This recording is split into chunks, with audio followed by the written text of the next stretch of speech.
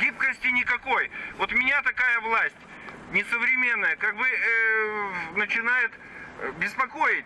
Они бы не собрались с этими лозунгами, если бы власть их вовремя услышала и пошла навстречу. Жители центрального микрорайона Перми протестуют против мечети под окнами. Говорят, им здесь от точечной застройки и так уже не пройти, не проехать. Почему они хотят, чтобы мы здесь жили и злились, и была напряженность вот эта возникала? Из-за того, что нам будет тесно. Мы же в празднике сюда, мы здесь не пройдем и не подойдем. Машины будут, вот сюда машины поставить некуда. В начале года Краевое духовное управление мусульман заявило, что согласовало с властями место под новую мечеть в центре города. Между двух городских рынков, где работает много мигрантов с Ближнего Востока. Большинство из них мусульмане. Иметь здесь мечеть удобно, остальные разбросаны по окраинам. Власти быстро провели общественные слушания, на них проект утвердили и планировали начать стройку. Но местные жители начали протестовать. Они уверяют, результаты слушаний подтасовали.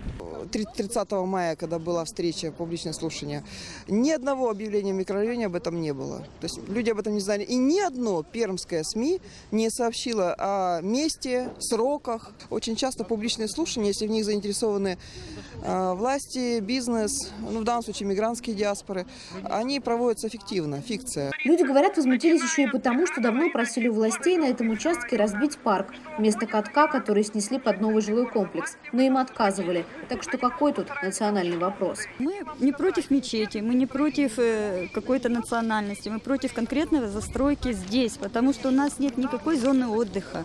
Ни с детьми погулять негде, бабушки наши сидят под балконами. Они собирали подписи, просили власти найти место для мечети в другом районе, но те им навстречу не шли. В результате о конфликте узнал весь город, и уже на митинг вышли не только жители соседних домов, но и радикально настроенные пермяки. Я недоволен этим вызовом. Это просто наглый вызов нашему русскому всему православному обществу. По той причине, что мы православные. То есть получается, что мы у них, допустим, в их городах права не качаем. Они приезжают сюда, мигранты, которые ничего хорошего в России не сделали. Вот и единица разве что, понимаете? Где гарантия? Как вот сейчас показывают и по телевизору все, что кто-то из них прет. Я не говорю, что все бандиты.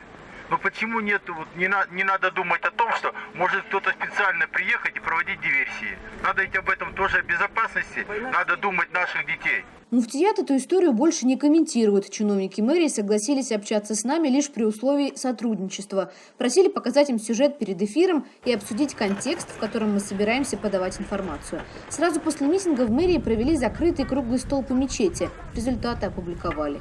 Разрешение на строительство мечети не выдавалось. Нужно соблюсти некий баланс интересов и сделать так, чтобы не было разжигания межнациональной розни.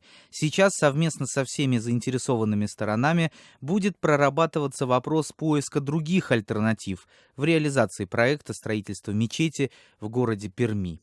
Мэрия взяла паузу по вопросу стройки мечети до марта будущего года. Активисты говорят, так власти тянут время и надеются, что протест утихнет. Но они намерены до последнего отстаивать землю под своими окнами.